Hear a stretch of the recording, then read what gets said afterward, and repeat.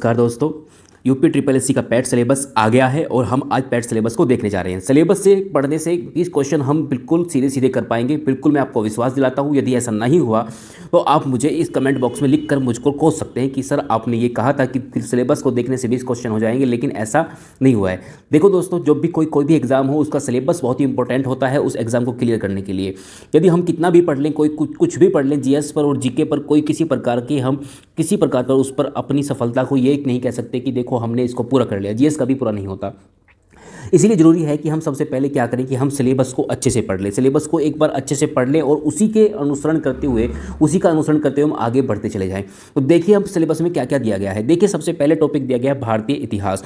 भारतीय इतिहास में जो देख दिया गया है सिंधु घाटी की सभ्यता। तो हमको सबसे पहले यही देखना है कि सिंधु घाटी की सभ्यता में जो भी मेन टॉपिक हैं, जो भी इंपॉर्टेंट टॉपिक हैं, इंपॉर्टेंट टॉपिक को कर लेना है। और फिर देखना है वैदिक संस्कृति। देखो सिंधु घाटी की सभ्यता से इसने स्टार्ट किया है, ना कि इसने कोई ताम्र पाषाण काल या पाषाण काल की बात नहीं की गई है। फिर सीधा गया है वैदिक संस्कृति पर। सिंधु घाटी की सभ्यता के बाद उत्तर सिंधु घाटी सभ्यता या फिर किसी प्रकार का कोई दूसरा टॉपिक नहीं लिया गया है और सीधा सीधा गया है वैदिक संस्कृति पर। तो हमें सीधा सीधा ऋग्वेद और उसके अन्य 3 वेद हमें देख लेने हैं, चारों के चारों वेदों को पढ़ लेना है। नेक्स्ट टॉपिक दिया है बौद्ध धर्म। फिर वैदिक जो आपके वेद हैं, वेद के पास डायरेक्ट ये 6वीं शताब्दी में ना जाकर सीधा सीधा कहाँ पर चला गया है, 6वीं शताब्दी में बौद्ध धर्म पर गया है और आपके महाजनपद काल को छोड़ दिया गया है।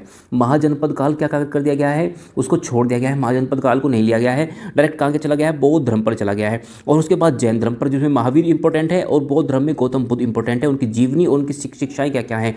ऐसे ही जैन धर्म में महावीर और उनकी जीवनी और उनकी शिक्षाएं क्या क्या हैं, यही इंपॉर्टेंट दिया गया है। देखिए भारतीय इतिहास की जो कुल मार्क्स हैं वो कितने हैं, कुल 5 अंकों का है। उसके बाद आप देखते हैं जैसे कि जैन धर्म को आप पढ़ लेंगे और उसके बाद आपको सीधा सीधा देखना है मौर्य वंश। और उसमें भी मौर्य वंश में भी आपको सिर्फ और सिर्फ सम्राट अशोक पर ही फोकस करना है।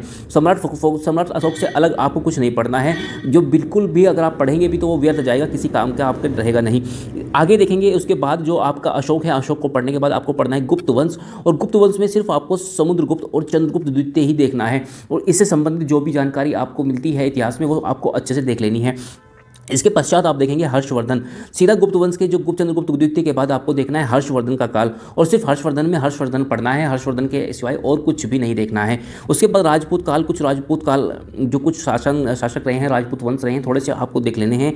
जो मेन हैं, जो इंपॉर्टेंट है उसको आपको देख लेना है। इंपॉर्टेंट से अलग आपको कुछ भी राजपूत काल से कुछ नहीं देखना है। उसके बाद आपको संतल्त काल पर आना है और संतल्त काल आपको पता ही है कि जो संतल्त काल है उसमें जो वंश रहे हैं, गुलाम वंश और तुगलक वंश, ये वंश देख लेने हैं। संतल्त काल के वंश आपको देख लेने हैं। उसके बाद मुगल वंश देखना है, जिसमें आपको फोकस रखना है जो आपका अकबर है और अकबर को मेन फोकस रखते हुए आपको आगे बढ़ जाना है। फिर आपको मराठा देखना है, मराठा का काल देखना है, थोड़ा सा इंपॉर्टेंट टॉपिक उठा लेने हैं। और फिर ब्रिटिश राज का अभ्युदय और प्रथम स्वतंत्रता संग्राम देखना है। देखो यहाँ पर ध्यान रखना, ब्रिटिश राज का अभ्युदय और प्रथम स्वतंत्रता संग्राम की बात कर रहा है, सिर्फ और सिर्फ ब्रिटिश की बात कर रहा है। और आपको जो आप सभी जानते होंगे कि सबसे पहले जो इंडिया में आए थे वो पुर्तगाली आए थे, लेकिन यहाँ पर पुर्तगाली के बारे में नहीं कहा गया है। किसके बारे में कहा गया है, ब्रिटिश राज का अभ्युदय। ब्रिटिश राज का अभ्युदय यानी ब्रिटिश के संबंधित जो भी ईस्ट इंडिया कंपनी आई है और उसके पश्चात कैसे कैसे उन्होंने शासन को आगे बढ़ाया है, उसी से संबंधित आपको सिर्फ चीज़ें देखनी है। फिर ब्रिटिश राज का सामाजिक आर्थिक प्रभाव आपको देख लेना है। बस ये ध्यान रखना है कि जो आप टॉपिक देखें, जो दिए गए हैं वही टॉपिक से रिलेटेड आप देखें, इससे अन्यत्र कुछ भी आपको नहीं देखना है। सीधे सीधे क्वेश्चन यहीं से उठकर आ जाएंगे और आपके 5 के 5 मार्क्स पूरे फिक्स हो जाएंगे। भारतीय राष्ट्रीय आंदोलन जैसे दिया है, सेकंड टॉपिक है आपका, सेकंड टॉपिक दिया गया है किसका, जो आप जीएस से संबंधित है। तो सेकंड टॉपिक में भारतीय राष्ट्रीय आंदोलन में क्या देखना है, स्वाधीनता आंदोलन के प्रारंभिक वर्ष देखने हैं। जो स्वाधीनता आंदोलन चला है, जो हमारा स्वतंत्रता आंदोलन चला है, उसके प्रारंभिक वर्ष आपको देखने हैं। स्वदेशी सवर्ण अवज्ञा आंदोलन, महात्मा गांधी तथा अन्य नेताओं की भूमिका। जो सवर्ण अवज्ञा आंदोलन जो चला है, स्वदेशी आंदोलन, जो महात्मा गांधी और अन्य नेताओं की जो भूमिका है उसमें आपको महात्मा गांधी इंपॉर्टेंट है और जो इंपॉर्टेंट जो नेता है उनके विषय में आपको देखना है। और स्वदेशी और सवर्ण अवज्ञा आंदोलन को आपको बिल्कुल अच्छे से देखना है। क्रांतिकारी आंदोलन, जो क्रांतिकारी आंदोलन है और उग्र राष्ट्रवादी का जो उदय हुआ है, दोनों को आपको देखना है। क्रांतिकारी आंदोलन में जैसे कि भगत सिंह, चंद्रशेखर आजाद जैसे व्यक्तित्व आते हैं। इसके पश्चात आप आगे बढ़ेंगे जो विधायी संशोधन और ब्रिटिश इंडिया एक्ट 1935 से ध्यान रखना, बस आपको 1935 पर ही फोकस करना है और बहुत से अधिनियम हैं उनको आपको नहीं देखना है, ठीक है। सिर्फ और सिर्फ आपको देखना है क्या, जो ब्रिटिश इंडिया एक्ट है 1935 है, लेकिन इसको जानने से पहले आपको 1919 भी जानना होगा और इससे पहले भी आपको 1861 भी जानना होगा। तो थोड़ा सा आपको क्या करना है कि थोड़ा सा देखकर निकलना है, लेकिन फोकस आपको रखना है 1935 से। क्वेश्चन आपको 1935 से ही फंसेगा। भारत छोड़ो आंदोलन भी, उसके पश्चात आपको भारत छोड़ो आंदोलन और आज़ाद हिंद फौज का गठन, नेताजी सुभाष चंद्र बोस, ये सिर्फ ये टॉपिक देखना है। और इसके साथ ही आपका जो भारतीय राष्ट्रीय आंदोलन होता है वो समाप्त हो जाता है। इसी से आपका भारतीय राष्ट्रीय आंदोलन कंप्लीट हो जाएगा। फिर नेक्स्ट आपको देखना है भूगोल। ज्योग्राफी में आपको क्या क्या दिया गया है। ज्योग्राफी में भारत एवं विश्व दोनों की बात कर रहा है, उसका भौतिक भूगोल देखना है, जैसे कि नदियाँ, घाटियाँ, भूजल संसाधन, पर्वत, पहाड़ियाँ, हिमनद, मरुस्थल और शुष्क क्षेत्र, वन और खनिज संसाधन। विशेषकर भारत, जो खनिज संसाधन देखने हैं वो आपको विशेषकर भारत के देखने हैं। बाकी जो आपके जो भौतिक भूगोल है वो आपको भारत और विश्व के देखने हैं, नदियाँ और घाटियाँ की बात कर रहा है, लेकिन उसमें ध्यान रखना विशेषकर भारत पर ही फोकस रहेगा, लेकिन इसमें विश्व को भी छोड़ा नहीं गया है। भारत एवं विश्व की राजनीतिक भूगोल, आपको उसका राजनीतिक भूगोल भी देखना है। भारत और विश्व का कौन सी राजधानी क्या है, उसकी करेंसी किस देश की करेंसी क्या है, और उस देश की राजधानी, जो इम्पोर्टेंट देश हैं उनकी राजधानियाँ क्या क्या हैं। जलवायु तथा मौसम, और जो आपके भारत तथा विश्व की बात कर रहा है वहाँ पर जलवायु और मौसम का कैसा है। टाइम जोन देख लेना है, जनसांख्यिकीय परिवर्तन तथा प्रवास वहाँ पर देख लेना है। नेक्स्ट टॉपिक आप जब जैसे आगे बढ़ेंगे तो भारतीय अर्थव्यवस्था की बात करेंगे। ज्योग्राफी की उतने से ही कंप्लीट हो जाएगा और 5 नंबर की आपकी ज्योग्राफी है। वैसे ही भारतीय अर्थव्यवस्था में आ पाएंगे तो 5 नंबर की आपकी भारतीय अर्थव्यवस्था है। आप भारतीय अर्थव्यवस्था की बात करते हो, भारतीय अर्थव्यवस्था में 1947 से 1991 तक की बात कर रहे हैं। 1947 से 1991 तक की आपको जो दिया गया है इतना ही आपको देखना है, आगे नहीं पढ़ना। उसमें भी क्या क्या देखना है, योजना आयोग और पंचवर्षीय योजनाएं। आपको योजना आयोग जो पहले था अब बदलकर नीति आयोग कर दिया गया है। अब जो पंचवर्षीय योजनाएं थी उस समय पंचवर्षीय योजना में जो इंपॉर्टेंट चीज़ लेकर चले हुए थे वो आपको देखनी होती हैं। उसके पश्चात आपको देखना है मिश्रित अर्थव्यवस्था का विकास, निजी और सार्वजनिक क्षेत्र के बारे में जानना है, हरित क्रांति के बारे में, दुग्ध विकास और ऑपरेशन फ्लड क्या था, बैंकों के राष्ट्रीयकरण तथा सुधार, जो बैंकों का राष्ट्रीयकरण हुआ है और उसमें क्या क्या सुधार किए गए हैं उसके बारे में आपको जानना है। वर्ष 1991 में आर्थिक सुधार और उसके बाद की अर्थव्यवस्था पर क्या प्रभाव पड़े हैं, और 1991 में जो आर्थिक सुधार हुए हैं वो क्या क्या थे ये आपको जानने हैं। वर्ष 2014 के पश्चात आर्थिक सुधार क्या क्या किए गए हैं और कौन कौन से फील्ड में, कृषि सुधार में, ढांचागत सुधार में, श्रम सुधार में, आर्थिक सुधार में, और जीएसटी इंपॉर्टेंट रखना है। इन सबको देख लेना है और इसी के साथ आपकी अर्थव्यवस्था भी कंप्लीट हो जाएगी। और अर्थव्यवस्था के बाद आता है नेक्स्ट टॉपिक आता है भारतीय संविधान और लोक प्रशासन, जो आपका पॉलिटिक्स से संबंधित है। पॉलिटिक्स संबंधित 5 मार्क्स का आएगा भारतीय संविधान। उसमें क्या क्या आएगा, भारतीय संविधान की मुख्य विशेषताएं कौन कौन सी हैं और उसके राज्य के नीति निर्देशक सिद्धांत, मौलिक अधिकार और कर्तव्य, संसदीय प्रणाली क्या है, संसदीय प्रणाली और केंद्र शासित केंद्र राज्य संबंध कैसे हैं, न्यायिक ढांचा और सर्वोच्च न्यायालय और उच्च न्यायालय, ये देखना है कि देखो क्या क्या है। बस ये 4 5 6 टॉपिक हैं और इसी से ही आपका पूरा पॉलिटी के 5 नंबर का आपका आ जाएगा। जहाँ से क्वेश्चन, जहाँ से आपको सिलेबस में टॉपिक दिए गए हैं सिर्फ और सिर्फ यही टॉपिक आपको उठाकर पढ़ना है, अन्यत्र कुछ भी नहीं देखना है, बिल्कुल नहीं देखना है। मैं साफ मना कर रहा हूँ, किसी भी और टॉपिक को देखने की कोई ज़रूरत नहीं है। इतने से ही आपका सिलेक्शन का आपके जो मार्क्स हैं अच्छे से अच्छे आ जाएंगे, 75+ आएंगे। उसके बाद जिला प्रशासन और स्थानीय निकाय, पंचायती राज संस्थाएं, ये जरूर देखनी है, बहुत इंपॉर्टेंट है।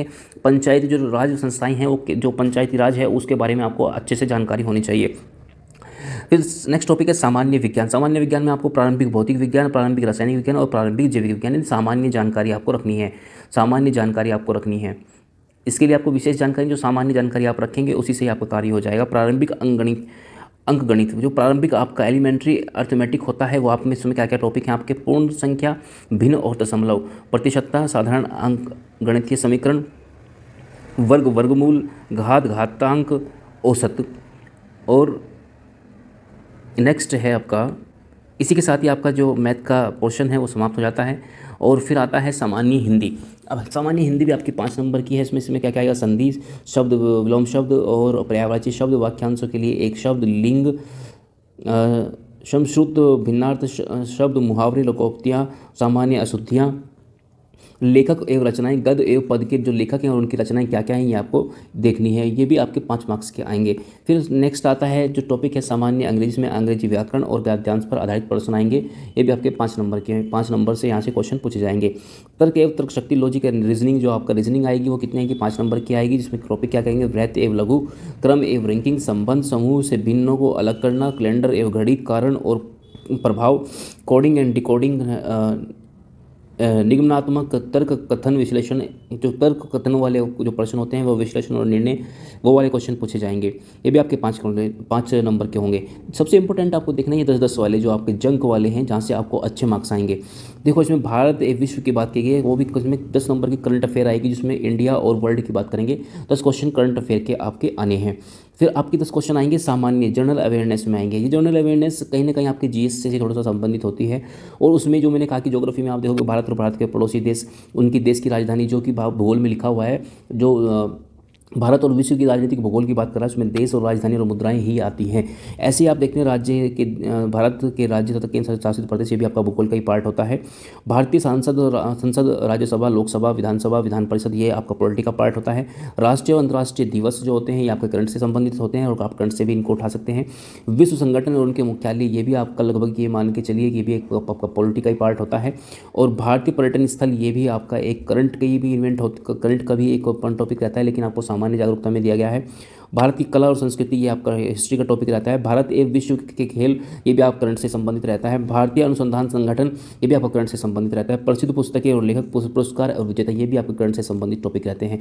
तो ये सारा आपका जो आपने टॉपिक देखा, ये आपका हो गया 10-10 नंबर का। और फिर 10 नंबर का आपका आएगा क्या, हिंदी का गद्यांश आएगा, जो जिसको विश्लेषण करना होता है। जो गद्यांश में आपको प्रश्न छाटने होते हैं, प्रश्न दिए आएंगे, 5-5 क्वेश्चन आएंगे, प्रत्येक से 2 गद्यांश आएंगे, और 2 गद्यांश से 5-5 प्रश्न आएंगे। उन 5-5 प्रश्नों से आपको क्वेश्चन का आंसर करना है, और ये 10 नंबर का होता है। फिर 10 नंबर का क्या होगा, फिर जो एक ग्राफ आएगा, वो 2 ग्राफ आएंगे और 5-5 क्वेश्चन के आएंगे। ऐसे 2 तालिकाएँ आएंगी और 5-5 क्वेश्चन उससे, 10 क्वेश्चन इससे, 10 क्वेश्चन इससे, 10 क्वेश्चन यहाँ से, 10 क्वेश्चन और 10 क्वेश्चन, ये 1-1 नंबर के क्वेश्चन होते हैं। और आपके सीधा 30 नंबर के और 50 नंबर, यानी 10-10 के 50 क्वेश्चन ऐसे होंगे जो आपको सीधा मिल जाएंगे 5 टॉपिक से।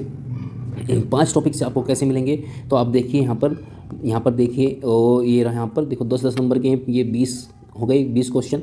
2 टॉपिक जो करंट का और सामान्य जागरूकता, और 3 टॉपिक जो आपके 30 नंबर के हैं, वो ये बहुत इंपॉर्टेंट हैं। ये आपको इसमें भी ये 2 इंपॉर्टेंट हैं। ये हिंदी वाले तो आप कर जाएंगे, ये तो आराम से आप कर लेंगे, लेकिन जो ये 2 टॉपिक हैं, ये 10 और 10-20 नंबर के हैं, और आपको सिर्फ और सिर्फ 5 दिन की तैयारी में ये अच्छे से हो जाएंगे। मैं इनको कराऊंगा।